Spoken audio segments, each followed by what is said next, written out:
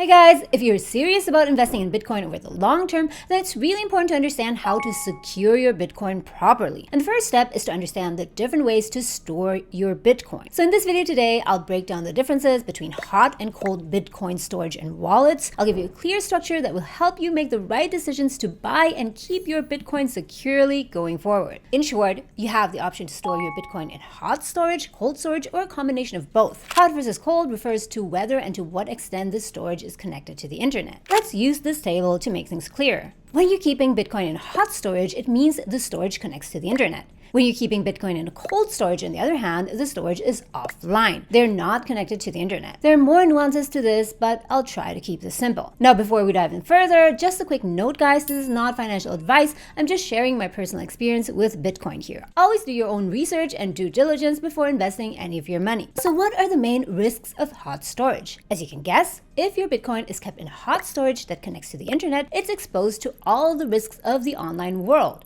Hacks, malware, you name it. So then just quickly put Bitcoin into cold storage, right? Yes, but careful. Contrary to what many people think, keeping Bitcoin in cold storage has its own risks, and we'll talk about this later. Now, looking at all the platforms, exchanges, apps that exist in the market, which are hot and which are cold. Let's first talk about exchanges, the place that most beginners start out buying Bitcoin on and also keep their Bitcoin, myself included. Those are exchanges like Index in Canada, Kraken, Coinbase, Binance, and so on. I also want to add that these are custodial exchanges. This basically means that when you buy Bitcoin on these exchanges are companies actually hold your Bitcoin for you. They hold your private keys for you. So you are not directly in control of your private keys and thus of your Bitcoin. And that's what the phrase "not your keys, not your Bitcoin" refers to. So if the company goes bankrupt or has ill intentions, you could lose all of your Bitcoin. There have been several crypto exchange hacks and failures in the past where customers lost their crypto, like when FTX collapsed in 2022, wiping out 8.9 billion of its customers' savings and investments. So really think twice whether in the long term you really want to keep all of your Bitcoin hot on a custodial exchange. So are exchanges completely useless?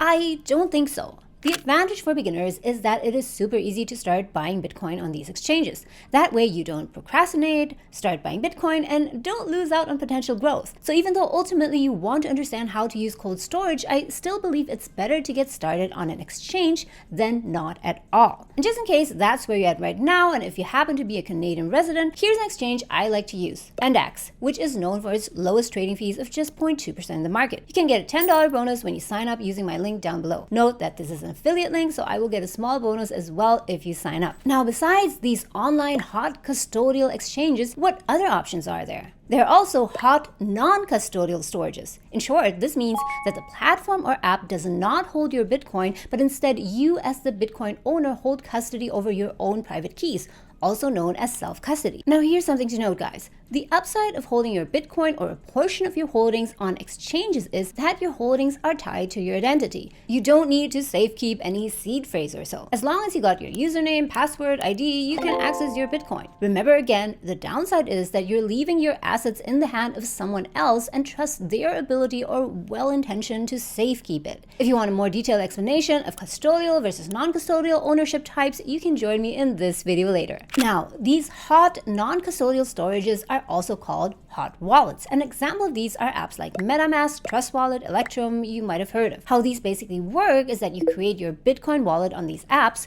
which usually you'd use on your phone. Your private keys are then stored locally on your phone or on your desktop. Alternatively, you can also restore your wallet, an existing wallet, on that hot wallet. Either way, the main point is that hot wallets are connected to the internet, and that's what makes them hot. Similar to exchanges, hot wallets are online, which makes them vulnerable to hackers and malware and phishing attacks. But different than exchanges that hold your Bitcoin on your behalf, here with those hot wallets, you could say that at least you are controlling your own keys. And I think the reason that many people like using hot wallets are because they're a step ahead of using exchanges, but it's still very easy to use. On the surface, at least. And here's why. Hot wallets are a bit tricky. you need to be really careful with hot wallets. They're relatively easy to use and you feel like you have more ownership because of self-custody, but in fact, there's still quite a lot you need to understand to properly secure your Bitcoin. Remember, when you use a hot wallet, you hold custody of your own Bitcoin. This means that if the funds get lost for any reason, there's no way to retrieve them. Okay, now we've covered the basics of hot storage, which can be on exchanges and hot wallets. Before I go on to explaining cold storage, a quick detour about this word storage we've been using. Let's get some important basics straight. When we talk about keeping or storing Bitcoin, it doesn't really mean that our Bitcoin is stored on either an exchange, hot wallet, or cold wallet. The Bitcoin doesn't actually sit anywhere there. If you ask the question, where is my Bitcoin? The answer is your Bitcoin exists on the blockchain. The exchange or your hot or even cold wallet never really stores your Bitcoin. What a Bitcoin storage or wallet does is hold your private keys, which prove your ownership of your Bitcoin. So whatever storage, hot or cold, you use is just a tool for managing your Bitcoin, to secure your private keys and to perform transactions. There are more details to this, but in short, you want to make sure that that storage, that container or tool you use to hold your private keys is as safe as possible. Perhaps it's best if I make a separate video explaining more about private keys and seed phrases, so let me know in the comments if this is a video that you'd like to watch. Now that we talked about hot storage, let's now continue with cold storage. And by the way, in case you notice me sometimes saying cold storage and sometimes cold wallet, cold storage is just the strategy of keeping your private keys offline, hot versus cold. Whereas cold wallet is more of the specific tool, if you will. In daily use, I do use cold storage and cold wallet interchangeably though. Now, the safest and most secure way to store your Bitcoin, widely considered as the state-of-the-art method in the Bitcoin community, is in cold storage, which means storing Bitcoin offline in a storage that doesn't touch the internet, thereby making it safe from hackers. Cold storages are mostly non-custodial, meaning you hold your Bitcoin yourself,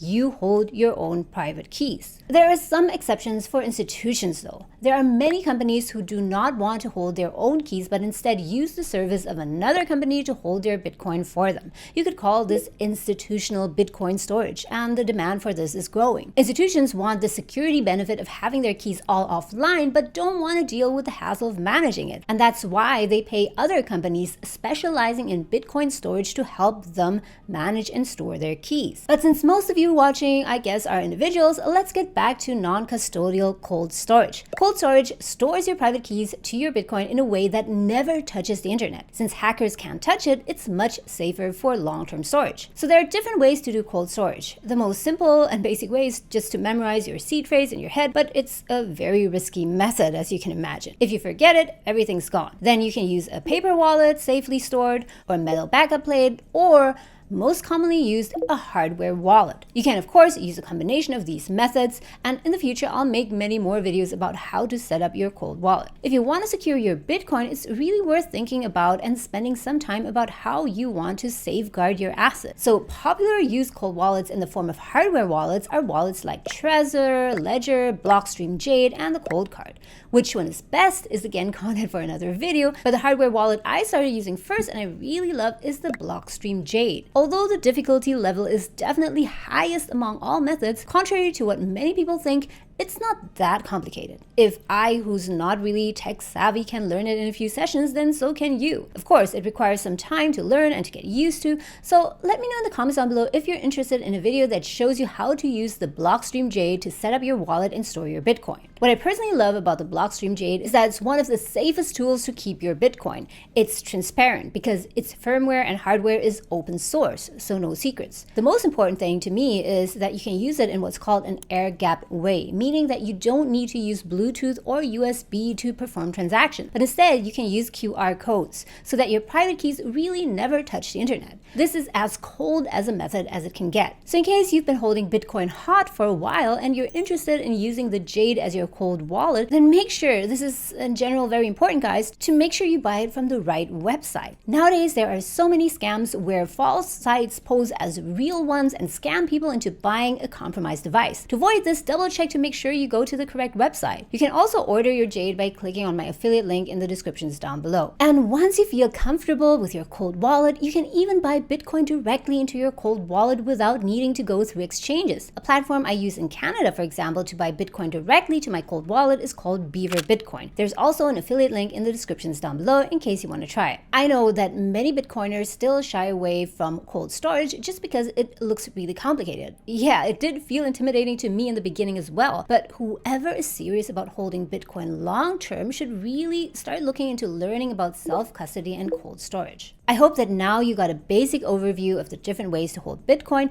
Now to wrap it all up, let's quickly go over the main differences, plus and minuses of hot and cold wallets. Understanding this thoroughly will help you decide what's best for you at this stage. Hot storage is easier to learn. Exchanges are super easy to use, while hot wallets need a bit more time to understand. Cold wallets, on the other hand, have a steep learning curve. It takes a lot of time to learn and to get used to in the beginning. It's also very easy to buy and sell Bitcoin using an exchange or a hot wallet. You'd usually have an app on your phone and use it like any other investment app. Whereas when you hold Bitcoin on cold storage, it requires a few more steps to make a transaction and is a bit less convenient. Although if you ask me, if you buy to hold Bitcoin, then you won't make a lot of transactions anyway. Exchanges and hot wallets are free to use. The fees usually only apply to transactions when you buy or sell Bitcoin. Hardware wallets, on the other hand, cost between $50 to $250 US. You could spend zero if you just rely on a paper wallet, but it's not advisable as paper alone can easily be lost, burned, or stolen. And honestly, I don't think that this cost should keep you from using cold storage. It's far more important to consider how you want to safekeep your Bitcoin. Now, what about security? When you store your Bitcoin hot on exchanges or in hot wallets, the device, your phone you use, the hot wallet app on your phone is connected to the internet, thus potentially exposed to hackers, and there's a risk of losing your assets that way.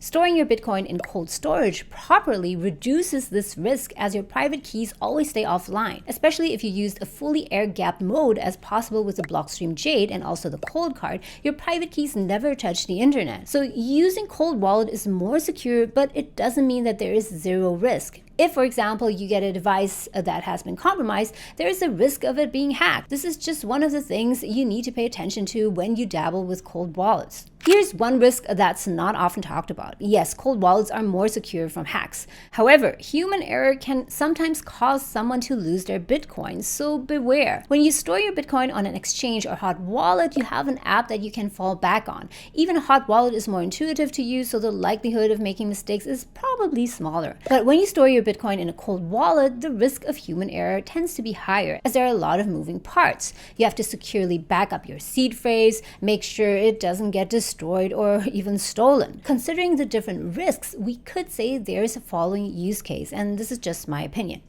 I think it's okay to use exchanges or hot wallets in the beginning of your Bitcoin journey. In the beginning, you don't want anything to keep you from buying Bitcoin. Sorting out the perfect cold wallet solution can be intimidating, and you might feel you don't have time to learn about it yet. Instead of not buying Bitcoin and losing out on the potential growth, I believe it's still better to buy on exchanges than not at all. At least that's what I did. I first bought Bitcoin on exchanges, then I actually skipped the hot wallets entirely and went straight to learning how to use cold wallets. As I mentioned, I started using Blockstream Jade, and as I got comfortable with cold wallets, then I started buying Bitcoin directly to Blockstream Jade using Beaver Bitcoin here in Canada. So soon after you've experienced buying Bitcoin and you're no longer a complete beginner, as soon as possible start learning how to use a cold wallet. I'd say cold wallets are suitable for intermediate to advanced Bitcoin investors who are willing to spend some time learning about this. The moment you start holding larger amounts, I would also definitely use a cold wallet. And if you intend to keep Bitcoin for the long term, then cold wallet is definitely the best storage. Now, in the beginning, I mentioned you need to decide where to store your Bitcoin and that you can do that on an exchange, in a hot wallet or cold wallet, or